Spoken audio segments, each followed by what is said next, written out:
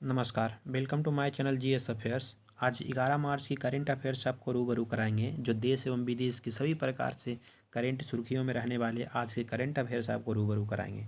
तो चलते हैं करेंट अफेयर्स की ओर। करेंट अफेयर्स में प्रथम प्रश्न जो है वो उत्तर प्रदेश से संबंधित है। उत्तर प्रदेश से संबंधित है, ये योगी आदित्यनाथ की फ़ोटो लगा हुआ है। चलेंगे उत्तर प्रदेश, देखेंगे वहाँ की किस योजना के लिए ये प्रमुख सुर्खियों में है। तो देखते हैं उत्तर प्रदेश के बारे में। उत्तर प्रदेश स्वर्ण कार्ड बनाने के लिए एक अभियान शुरू किया है, यानी उत्तर प्रदेश के द्वारा स्वर्ण कार्ड का अभियान शुरू किया गया है। उत्तर प्रदेश सरकार ने राज्य भर में आयुष्मान भारत योजना के स्वर्ण कार्ड बनाने के लिए एक अभियान शुरू किया है। इसका उद्देश्य राज्य भर में आयुष्मान भारत प्रधानमंत्री जन आरोग्य योजना के बारे में जागरूकता फैलाना है। अभियान 10 से 24 मार्च तक चलेगा, यानी 10 से 24 मार्च तक ये चलेगा। किस लिए चलाया गया है तो भारत में जो प्रधानमंत्री जन आरोग्य योजना है उसको जागरूकता फैलाने के लिए उत्तर प्रदेश सरकार के द्वारा चलाया गया है। इसके तहत उन परिवारों को निःशुल्क आयुष्मान कार्ड दिया जाएगा जिन्होंने अभी तक इस योजना का लाभ नहीं लिया है। जो छूट गए हैं व्यक्ति, उनको इस योजना का लाभ दिलाने के लिए उत्तर प्रदेश सरकार के द्वारा योजना शुरू किया गया है। नेक्स्ट है Koneru Humpy. Koneru Humpy BBC Indian sport women of the year award जीता है। तो किन के द्वारा जीता गया है? कोनेरू हम्पी के द्वारा जीता गया है। क्या जीता गया है? तो BBC Indian sport women of the year award से जीता गया है। तो देखते हैं इनके बारे में। आंध्र प्रदेश की शतरंज खिलाड़ी कोनेरू हम्पी ने पब्लिक बोर्ड के बाद 2020 तक BBC Indian sport women of the year award से जीता है। यानी सबसे प्रथम ये क्वेश्चन बनता है, कोनेरू हम्पी का संबंध किस क्षेत्र से है? तो शतरंज खिलाड़ी हैं जिन्होंने BBC Indian sport women of the year award जीता है।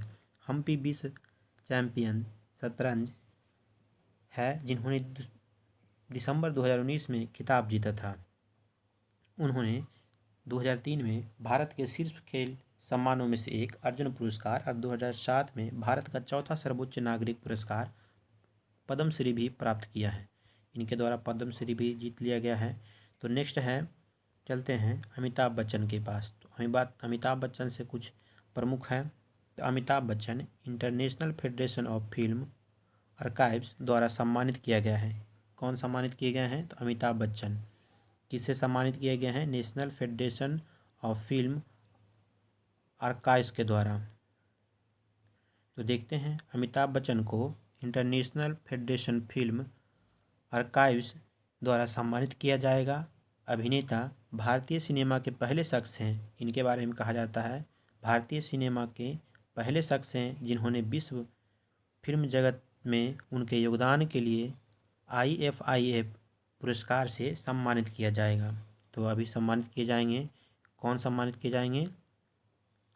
AFIF पुरस्कार से सम्मानित किए जाएंगे। कौन? तो अमिताभ बच्चन। ये विश्व के जो जगत में योगदान देने के लिए अमिताभ बच्चन को इस पर को पुरस्कार से, जो विश्व फिल्म जगत में काफ़ी योगदान दिए हैं, उसके लिए ही इस पुरस्कार से उन्हें सम्मानित किया जाता है।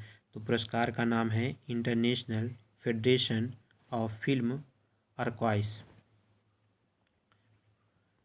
आगे चलते हैं सीमा सड़क संगठन यानी बॉर्डर रोड ऑर्गेनाइजेशन के बारे में कुछ देखते हैं। उत्तराखंड में द ब्रिज ऑफ कंपैशन यानी करुणा का पुल का निर्माण उत्तराखंड में BRO के द्वारा किया जा रहा है। तो देखते हैं इसके बारे में। सीमा सड़क संगठन यानी BRO ने रेनी गांव के पास उत्तराखंड के चमौली जिले में द ब्रिज ऑफ कंपैशन यानी बरुणा का पुल निर्माण किया है। तो बरुणा का पुल किनके द्वारा निर्माण किया गया है?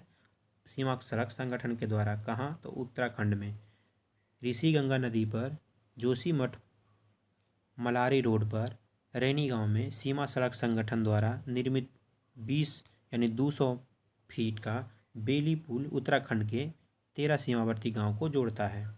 यह पुल चमौली जिले में नीति सीमा का एकमात्र संपर्क था। जो ये बनाएंगे उनके बारे में दिया हुआ है। NTPC पावर प्लांट और रैनी पावर प्लांट के कर्म योगियों के सम्मान देने के लिए सीमा सड़क संगठन यानी BRO ने इस पुल को द ब्रिज ऑफ कंपैशन यानी बरुणा का पुल नाम दिया है। तो बरुणा का पुल, मुख्य टर्म ये है कि बरुणा का पुल कहाँ निर्माण किया जा रहा है? तो उत्तराखंड के चमौली जिले में। एवं बरना का पुल निर्माण किसने कर रहा है? तो BRO के द्वारा, यानी बॉर्डर रोड ऑर्गेनाइजेशन के द्वारा, यानी वो मिनिस्ट्री ऑफ डिफेंस के अंतर्गत आता है। नेक्स्ट है उत्तराखंड से ही संबंधित है, ये है उत्तराखंड के नए CM यानी तीरथ सिंह रावत। इसके पहले त्रिवेंद्र सिंह रावत थे, उनके जगह पर तीरथ सिंह रावत आ गए हैं। तो देखते हैं, तीरथ सिंह रावत उत्तराखंड के नए मुख्यमंत्री होंगे। तो तीरथ सिंह रावत उत्तराखंड के नए मुख्यमंत्री होंगे। वे पौड़ी गढ़वाल से सांसद हैं, यानी उत्तराखंड का जिला पौड़ी गढ़वाल से वो सांसद हैं। 2020 में उत्तराखंड राज्य के गठन के बाद पहले शिक्षा मंत्री थे। वे अतीत में भाजपा के राज्य इकाई का नेतृत्व कर चुके हैं और यह राज्य के विधायक रह चुके हैं, यानी इनके बारे में कहा गया है तीरथ सिंह रावत के बारे में। त्रिवेंद्र सिंह रावत ने 9 मार्च 2021 को मुख्यमंत्री पद से इस्तीफा दे दिया है, यानी त्रिवेंद्र सिंह रावत के बाद इन्होंने तीरथ सिंह रावत ने, यानी इस व्यक्ति ने मुख्यमंत्री पद का कमान संभाला है, यानी उत्तराखंड का। नाम क्या है? तीरथ सिंह रावत। उत्तराखंड की स्थापना 2000 में हुआ था, जो उत्तर प्रदेश से डिवीज़न होकर के। ये कुछ अंतरिक्ष जगत का तस्वीर लगा हुआ है। फ्रांस अंतरिक्ष में पहला सैन्य अभ्यास, या अंतरिक्ष में भी सैन्य अभ्यास करने का जो योजना चल रहा है, धीरे धीरे अब अंतरिक्ष में सैन्य अभ्यास होगा। तो फ्रांस ने ये कर दिखाया है, अंतरिक्ष में पहला सैन्य अभ्यास। तो देखेंगे इसके बारे में। फ्रांस ने अपने उपग्रहों और अन्य रक्षा उपकरणों की एक हमले में रक्षा करने की क्षमता का मूल्यांकन करने के लिए 8 मार्च 2021 को अंतरिक्ष में अपना पहला सैन्य अभ्यास शुरू किया है। तो फ्रांस के द्वारा कर लिया गया है, काफ़ी इम्पोर्टेंट हो जाता है क्योंकि पहला ये सैन्य अभ्यास कोई अंतरिक्ष में है। तो 8 मार्च 2021 को फ्रांस के द्वारा अंतरिक्ष में सैन्य अभ्यास शुरू किया है। 1965 के पहले फ्रांसीसी उपग्रह के बाद याद में एस्टेरएक्स कोडिट अभ्यास एक ऑपरेशन कक्ष में 18 सिम्युलेटेड घटनाओं पर आधारित होगा, यानी सिम्युलेटेड घटनाओं पर आधारित होगा। अमेरिकी अंतरिक्ष बल और जर्मन अंतरिक्ष एजेंसियां अभ्यास में हिस्सा ले रही है। तो कौन कौन अंतरिक्ष में जर्मन और अमेरिका इसमें हिस्सा ले रही है?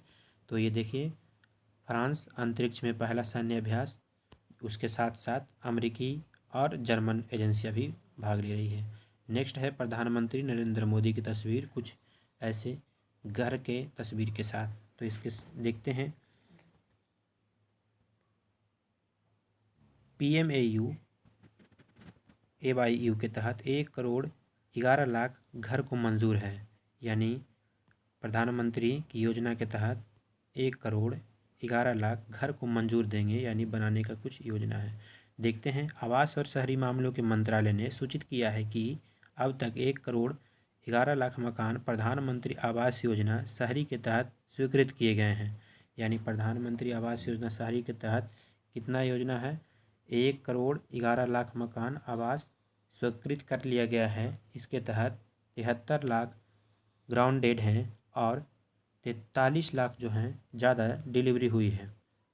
जो इतना ग्राउंडेड है 73 लाख एवं 40 लाख से अधिक का डिलीवरी हो गई है। इस योजना के तहत निर्मित या अधिकृत मकान घर की महिला सदस्य के नाम पर या पहले महिला के नाम के साथ संयुक्त नाम से है। जो भी इसके बारे में, क्योंकि महिला के नाम से दिया जा रहा है एवं घर के जो ही पहले महिला सदस्य हैं संयुक्त रूप से दिया जा रहा है।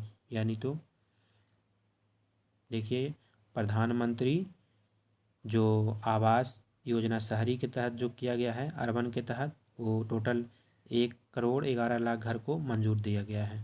तो नेक्स्ट है दीपिका पादुकोण। ये दीपिका पादुकोण के कुछ इस तरह तस्वीर लगा हुआ है। दीपिका पादुकोण को ओजिया का अपना ब्रांड एम्बेसडर नियुक्त किया गया है।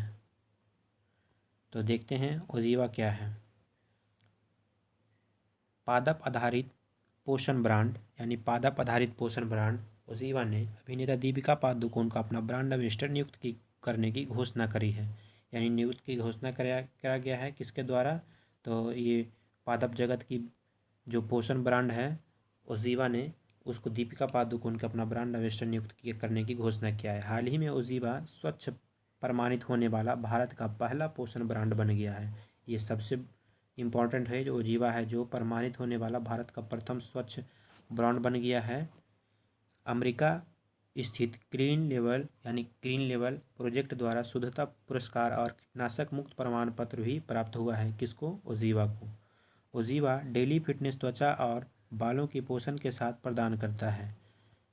ये सौंदर्यीकरण के लिए है, एक तरह का, नहीं कहते हैं महिलाओं का सौंदर्यीकरण।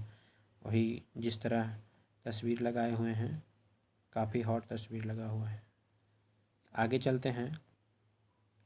साइलेंट किलर INS करंज, यानी साइलेंट किलर जो है INS करंज यानी इंडियन नेवल सर्विसेज का करंज जो है भारतीय नौसेना में शामिल हो गया है। तो इसको साइलेंट किलर के नाम से भी जाना जाता है। तो देखते हैं साइलेंट किलर क्यों इसे बोला जा रहा है। भारतीय नौसेना ने अपनी तीसरी स्कॉर्पिन पनडुब्बी मिली है। भारतीय नौसेना को उसकी तीसरी स्कॉर्पिन पनडुब्बी के रूप में मिल गई है, जिसे मुंबई में प्रोजेक्ट P-75 के INS करंज के रूप में कमीशन किया गया है। यानी INS करंज के रूप में इसे कमीशन कर दिया गया है मुंबई में। करंज की डिलीवरी के साथ भारत ने एक पनडुब्बी निर्माण राष्ट्र के रूप में अपनी स्थिति और मजबूत करी है। मझगांव डॉकयार्ड लिमिटेड भारतीय नौसेना की आवश्यकताओं और आकांक्षाओं को पूरा करने की योग्यता और क्षमता वाले भारत के अग्रणी शिपयार्ड में से एक है। मझगांव डॉकयार्ड शिपयार्ड कंपनी है जिसके तहत इस प्रकार के पनडुब्बियों का निर्माण किया जाता है। तो साइलेंट किलर के नाम से जाना जाता है INS करंज, जिसे भारतीय नौसेना में शामिल कर लिया गया है। करंज से पहले INS कलवरी और INS खंडेरी को क्रमशः 2017 और 2019 में भारतीय नौसेना को शामिल कर दिया गया था। यानी INS कलवरी को 2017 में एवं INS खंडेरी को, जो इंडियन नेवल सर्विस खंडेरी है, उसे 2019 में शामिल कर लिया गया है। तो ये नेक्स्ट है जगन मोहन रेड्डी। ये आंध्र प्रदेश के मुख्यमंत्री जगन मोहन रेड्डी हैं। कुछ इस तरह चर्चा में रहते हैं, खास करके दो मुख्यमंत्री ज़्यादा चर्चा में रहते हैं। एक मुख्यमंत्री ये आंध्र प्रदेश का और दूसरा है उड़ीसा का। ये हर किसी न किसी योजनाओं के तहत लाते रहते हैं। तो देखते हैं इनके बारे में क्या योजना लाया गया है। तो आंध्र प्रदेश CM यानी दिशा पेट्रोलिंग वाहनों को हरी झंडी दिखाई है। दिशा पेट्रोलिंग वाहनों को हरी झंडा दिखाने वाला राज्य कौन सा बन गया है? तो आंध्र प्रदेश है। तो देखेंगे इसके बारे में। तो आंध्र प्रदेश के मुख्यमंत्री YS जगन मोहन रेड्डी ने 8 मार्च 2021 को ताड़ापल्ली में CM कैंप कार्यालय से लगभग 900 दिशा सूचक वाहनों को रवाना किए हैं। यानी दिशा सूचक वाहनों को रवाना किया गया है किसके द्वारा? जगन मोहन रेड्डी, जो आंध्र प्रदेश के मुख्यमंत्री हैं। प्रत्येक पुलिस इकाई को 18 एकीकृत अपराध दृश्य प्रदर्शन वाहन भी आवंटित किए गए थे। ये पुलिस जो दृश्य प्रबंधन वाहन भी उनको आवंटित किए गए थे। ये वाहन भौतिक साक्ष्य पहचान, संग्रह और साक्ष्य की पैकेजिंग, संरक्षण और दृष्टिपूर्ण निर्माण में मदद करेगा। ये जो वाहन है मुख्यमंत्री का जो चलाया जाने वाला वाहन, ये मुख्य रूप से ये भौतिक साक्ष्य पहचान, संग्रह और साक्ष्य की पैकेजिंग जैसे संरक्षण और दृश्यपूर्ण निर्माण में मदद करने के लिए जगन मोहन रेड्डी के द्वारा दिशा पेट्रोलिंग वाहनों को हरी झंडी दिखाया गया है। तो नेक्स्ट है जम्मू कश्मीर। चलते हैं जम्मू कश्मीर की ओर। जम्मू कश्मीर से कौन सी योजना चलाया गया है? जम्मू कश्मीर में सुपर 75 छात्रवृत्ति योजना शुरू किया गया है। यानी सुपर 75 छात्रवृत्ति योजना कहाँ शुरू किया गया है? तो जम्मू कश्मीर में। जम्मू कश्मीर के राज्यपाल मनोज सिन्हा हैं। तो देखेंगे जम्मू कश्मीर के बारे में। तो जम्मू और कश्मीर के राज्यपाल मनोज सिन्हा ने अंतर्राष्ट्रीय महिला दिवस 2021 के अवसर पर मेधावी लड़कियों के लिए सुपर 75 छात्रवृत्ति योजना शुरू किया गया है। प्रमुख टर्म होता है कि सुपर छात्रवृत्ति योजना कहाँ शुरू किया गया है? तो ये जम्मू कश्मीर में शुरू किया गया है। सुपर 75 छात्रवृत्ति योजना। वहाँ का राज्यपाल कौन है? तो मनोज सिन्हा है वहाँ। इस छात्रवृत्ति योजना का मूल उद्देश्य महिलाओं की शिक्षा और उद्यमिताशीलताओं को सुविधाजनक बनाना है। तो उद्यमशीलता को सुविधाजनक रूप से महिलाओं को बनाना है, इसलिए शुरू किया गया है। तो सुपर 75 छात्रवृत्ति योजना गरीब परिवारों को की मेधावी लड़कियों की शिक्षा का समर्थन करेगी ताकि वो चिकित्सा, इंजीनियरिंग, ITI यानी औद्योगिक प्रशिक्षण संस्थानों और मानवता जैसी धाराओं में उत्कृष्टता प्राप्त कर सके और राष्ट्र निर्माण में योगदान कर सके। उनकी खुशहाली, सुखाली एवं आगे बढ़ाने के लिए ये सब योजना शुरू किया गया है। इसके अलावा उपराज्यपाल मनोज सिन्हा ने यशस्विनी नामक एक नई योजना का भी घोषणा किया। तो तेजस्विनी नामक योजना का भी घोषणा किया गया है किनके द्वारा, तो मनोज सिन्हा के द्वारा, जो उत्तराखंड के लेफ्टिनेंट गवर्नर हैं, उत्तराखंड जम्मू कश्मीर के लेफ्टिनेंट गवर्नर के रूप में तेजस्विनी योजना को शुरू किया गया है। तो ये मुख्य रूप से अब तेजस्विनी योजना का शुरू किया गया है जम्मू कश्मीर में, और सुपर 75 छात्रवृत्ति योजना भी शुरू किया गया है किनके द्वारा, तो जम्मू कश्मीर के उपराज्यपाल मनोज सिन्हा के द्वारा। कुछ ओम का ये लोगो लगा हुआ है, तो देखते हैं ओम का लोगो से किस प्रकार का कुछ टर्म है। भारत का राष्ट्रीय मंत्र कौन सा है, तो भारत का राष्ट्रीय मंत्र ओम है। हर एक प्रश्नों में एक अद्भुत प्रश्नों एवं अद्भुत दृश्य का नज़ारा देखता है, इसी तरह इस बार लगाया गया है भारत का राष्ट्रीय मंत्र जो है ओम का जाप करिए, राष्ट्रीय मंत्र और करंट अफेयर्स का भी जाप करिए साथ साथ में। दोनों का जाप संपूर्ण रूप से होगा तो कहीं तालमेल से कहीं एग्ज़ाम में आपका उससे तालमेल हो जाएगा। तो इसी के साथ फिर मिलते हैं किसी अन्य वीडियो के साथ, तब तक के लिए अपना ख्याल रखिएगा। धन्यवाद।